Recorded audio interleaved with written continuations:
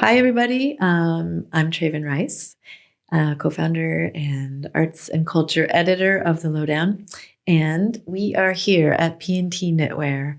It's a bookstore, cafe, and community podcast studio. And we're at 180 Orchard. It's feeling a little fall-like today, starting to feel like fall out on Orchard Street. I'm here with Yin Kong. She's the director and co-founder of Think Chinatown. And we're going to hear all about it, but I want to let you know about one of the events, one of the many events that happen here at P&T Knitwear. They have a lovely little space, little stadium space. They have artist talks, book signings, and community events almost every night. And on Friday, October 6th at 7 p.m., they have Ling Ma presenting Bliss Montage, the paperback release. And she will be celebrating that. It's a national best-selling story, and she'll have a bunch of different authors that are going to be here to read with her. And the event, you can RSVP online. It's $5, and that's general admission, and you can apply that towards a purchase of the book or a product in the cafe on the night of the event. And they have a lovely cafe, so I highly recommend checking out that event and just coming to check out P&T Knitwear in general. And now I'm really happy to introduce Yin.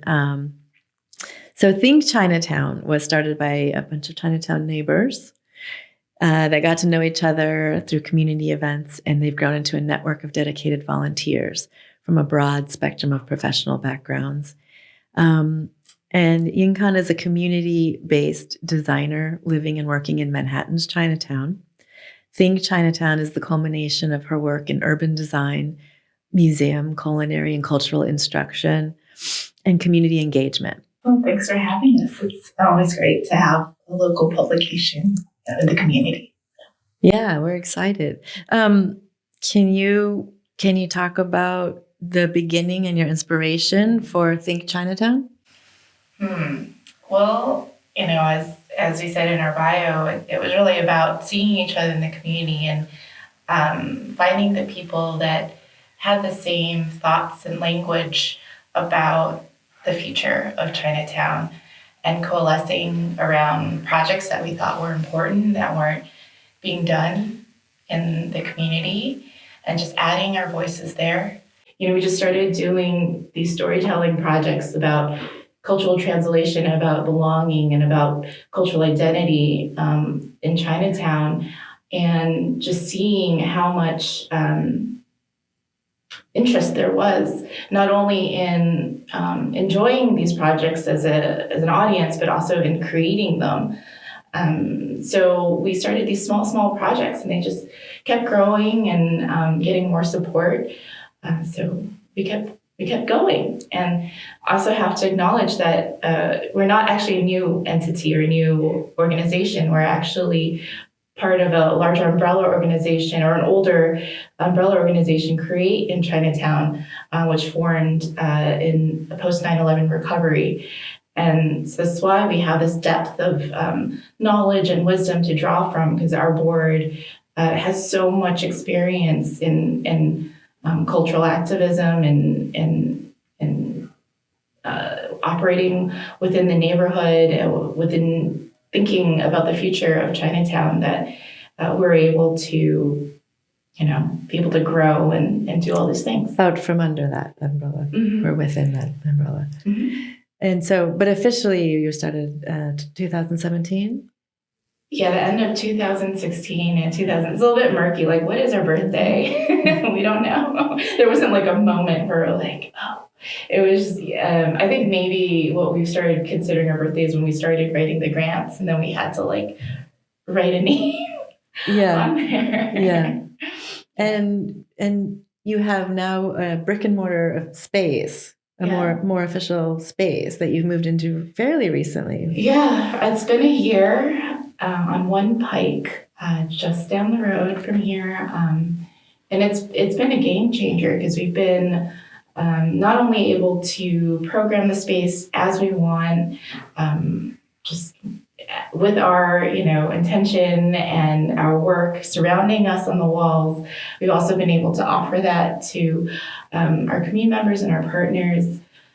which we know is so important because we used to beg, borrow, steal spaces all across Chinatown, which is really fun too. That's kind of like how the block parties started, because we didn't have our own space, so we would borrow the newsstand and turn it into a DJ booth that, and then, just get into the street and have that block party.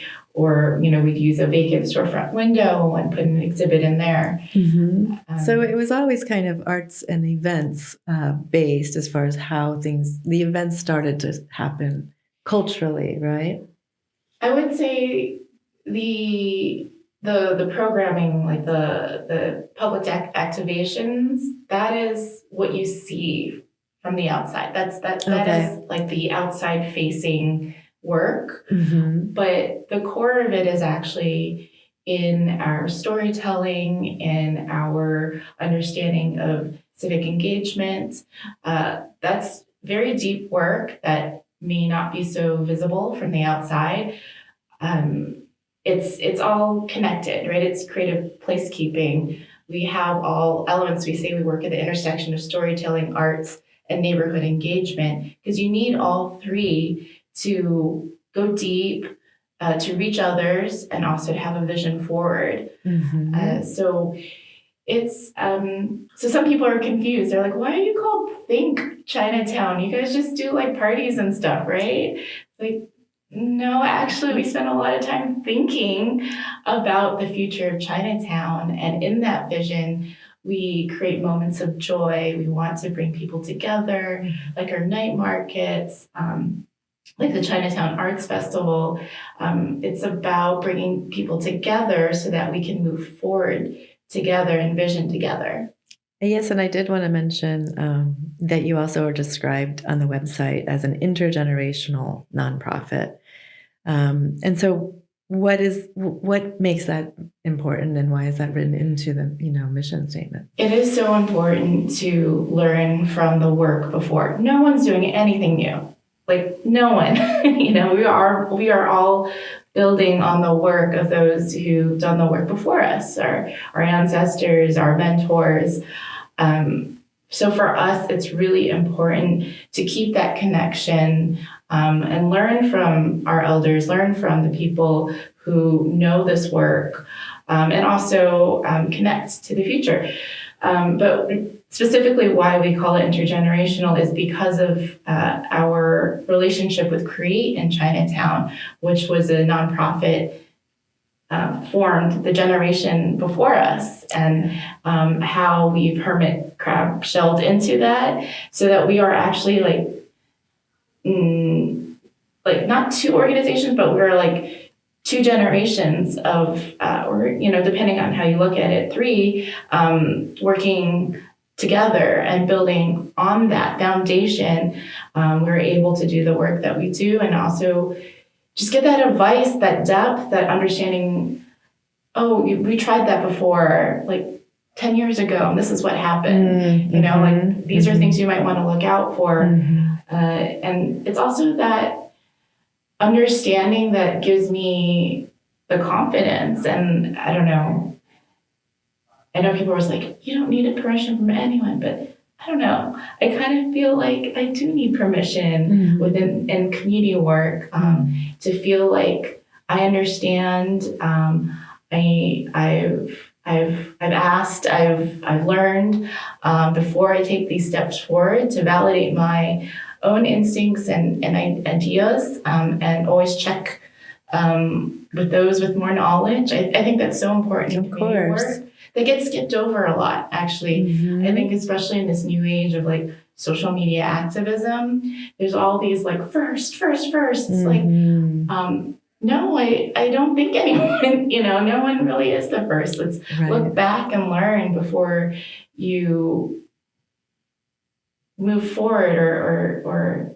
Well, sure. I mean, it's just a practical matter, and somewhat, besides honoring what's come before, it's a matter of not making the same mistakes. Exactly like you said. Oh, well, that didn't work. But if you weren't checking or incorporating that, you wouldn't know that didn't work. You would just go and do it, and then learn the hard way, probably.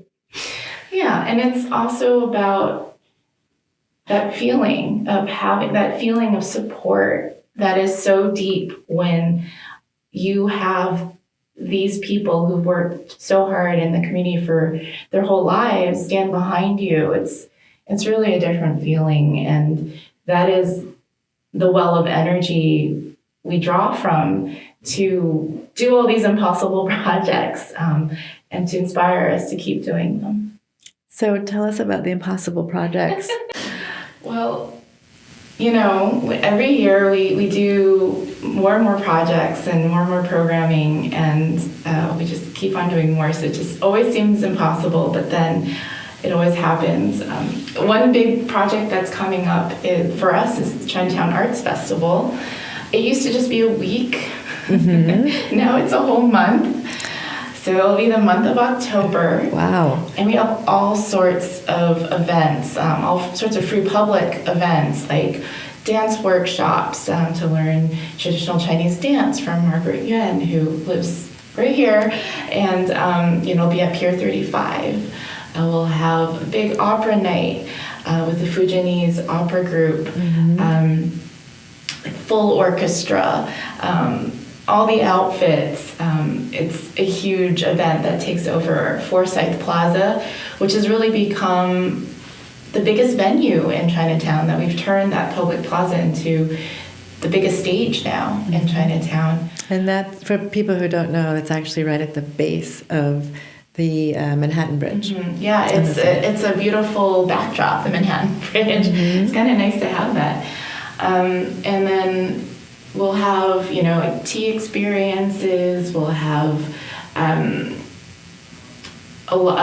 releases of our new storytelling projects that are short films that are a culmination of our storytelling projects throughout the year, and that will be screened at TCTV. So it's all across Chinatown. Also, our storytelling project, Landmarks, which we interview people in the community about their personal landmarks. A lot of these places don't exist anymore, and they share their stories about it, their memories, and we're going to be sharing back on that. So what type of landmarks would that be? It's everything. It could be like a favorite bakery. It could be a space that their family used to have a business in. It could be like a cultural space. Mm-hmm. All sorts of things that have come and gone, or that a couple that are still there. But understanding what our neighborhood was like before, I think, is really important.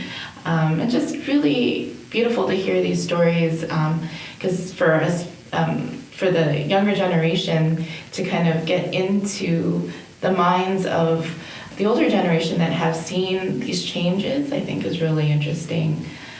So that's a really fun project. Another really important project we've been working on that we'll be presenting for Chinatown Arts Festival is about the Yellow Pearl, which is the first Asian American art publication that was done in Basement Workshop. So we've been interviewing these artists that worked on the pieces. It was both art, poetry, songs, really at the birth of the Asian American movement, just even understanding that term or naming ourselves Asian American mm-hmm. Was that really pivotal moment. And it was just, they all self-fundraised and they did it. And so we've been interviewing people who were there, a part of that process, and also working with the artist Treya Lam, who has been playing these songs. These were folk songs that were, by and for us in the Asian American movement. And Treya has been interpreting these songs for themselves and for us. And they've performed at a previous night market. And so they'll be performing with Tayo Na, and amongst a lot of the the OG crew that was there when it was made. It seems like you're connecting this through line that's from the past into the present. Exactly. Yeah. So when you say that you guys are doing a lot of thinking about the future of Chinatown, what does that look like in your ideal view? A truer form of representation. And when I say that, I mean about being included in a real way in decision making about what the future of our neighborhood will be like.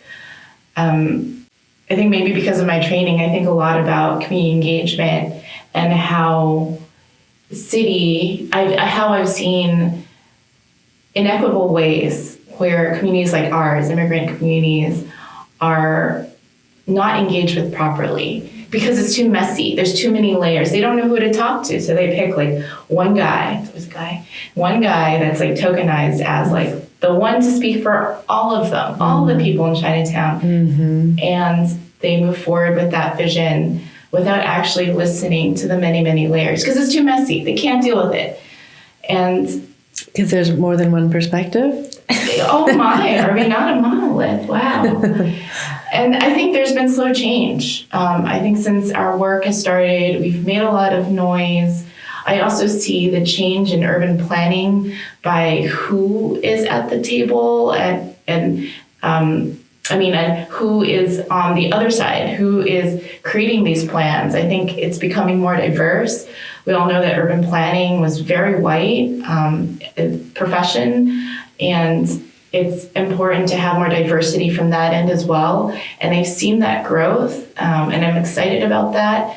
I'm excited about having new techniques and ways and understandings of hearing from the community to think big about what are the important changes we need in our neighborhood. So, speaking about how the change, where you guys are based now on Pike Street, it's Pike and Division, is that correct? So you're right on this borderline, definitely the borderline of Chinatown and Lower East Side, and there's been a lot of change right there in the last few years. So what's been your experience of that? Yeah, it is an interesting corner. The change has been kind of crazy. We just kind of want to be that stake in the ground to, hold strong that corner of Chinatown. I hate the phrase dime square, but there's a certain demographic that goes there for their dime square reasons. Their dime square reasons. So you mean to go out at night specifically, or it's a specific vibe? I feel like there's been a big growth in, I would say, restaurants and cafes and nightlife. It's a specific demographic, I would say. I feel like the age range and like the way they dress, and you can tell. Young. You can tell they are on that side, and then we are on this side, and of the literal street or block or area. It's funny because on Allen Street or Pike, Allen turns into Pike right there. Even it's not such a clear division, right? The east side, the west side. Like there are still Chinatown businesses on the east side of Allen or Pike, but we've seen many of the Chinatown businesses. They might have been like discount stores or just other small shops getting taken over by galleries, and they do the thing where they keep the awning and then they just do their white box gallery inside, and they have openings and they spill out into the street, and it's loud, and it's a definite riff in the urban fabric, right? It's definitely something coming from the outside. Yeah, I mean, what's that experience like? Seeing that happen. And it's art, right? And so people are like, oh, you guys do art, or art is great. I think it's how you use the art, right? Or who the art is for, who's welcome into that art space. I think that's something that I wish were more clearly defined in public discourse, because I think it gets glazed over. They get the public art or community art versus this like white box gallerist art. They need to be we need like different terms for them, because they do different things to the community. One is within the community, one is not even it's like invasion of the community. So it has been disruptive for sure. And especially on Henry Street. I used to live on Henry Street. It's just all along these little alien gallery boxes have popped up. I'm like, who are you people? Like, who's buying this? I have no idea who they are. Yeah, I mean, it's a long, ongoing, evolving story of neighborhood change, and especially sort of creative outposts and how those evolve, right? In different ways. And it's a big conversation. Yeah. It's an important conversation. It's not really one that, like anything, it's not black and white, but important to have. Yeah, and it's also important for people, especially kids in the community, to understand that art can be for them too. When we first started our exhibitions, it wasn't just at One Pike Beat. We had a long-term pop-up on the other side of Chinatown on Broadway, across from the old Pearl River Mart, or the previous Pearl River Mart. There's so many iterations. And bringing kids in, and because they were afraid they usually see these like white gallerists spaces and they think, oh, this is not for me. They walk by and just giving them that experience of like, no, come in, come see. And also the art was more relevant to them, the people they might recognize in the photographs, giving them that experience. Also teaching them not to touch the art.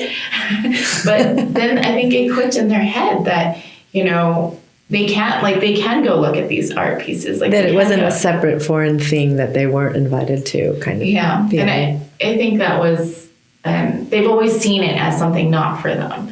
And so that is something of a narrative that we do want to change, especially with all these public programmings that we're doing for Chinatown Arts Festival, is to really just bring it into the streets, bring it into our plazas, our public spaces, and making everyone feel welcome and a part of it. Yeah.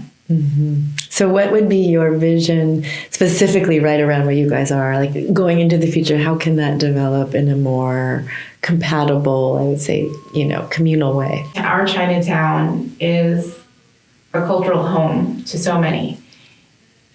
We have a lot of neighbors and residents as well, but it's also a place where people come and feel like they belong here. So they may not live here, but they come every week, or they have a deep emotional connection. And so the future that I envision, right, is continuing that feeling, growing that feeling, having more, not just the generations, but layers and different perspectives of the Asian American experience and identity, feel comfortable coming to Chinatown and being a part of it and contributing, their energy, their love, their time, into being here and being part of the community. Because, there's been a shift, right, in the immigrant experience. Chinatowns came out of exclusion, right? The Chinese Exclusion Act really limited where people could live. And we were forced to live in these particular places to build safety and networks to grow and thrive and to protect ourselves. But into the future, right, as the immigration story is shifting, what Chinatown means also will have to shift. It still will always be about protection, but it'll shift more into protection of identity and belonging. Really want it to continue to be a place of joy and where people feel like this is where they want to go to be together. And so that's what the important thing is about Chinatowns all across the world. A lot of other Chinatowns, have lost that. They've lost their residences. They've lost that thread. They've kind of become tourist destinations, and that's, even though we do get many tourists, like that's not what development should be for. Mm-hmm. Development in Chinatown or any growth or evolution should always be for us. And then the tourists will come, like that'll always happen in a city like New York City. But they won't come, or there's no point in them coming if there isn't that authenticity of feeling and spirit. Yeah, beautiful. Thank you for describing that. I think that's a good vision to leave us with.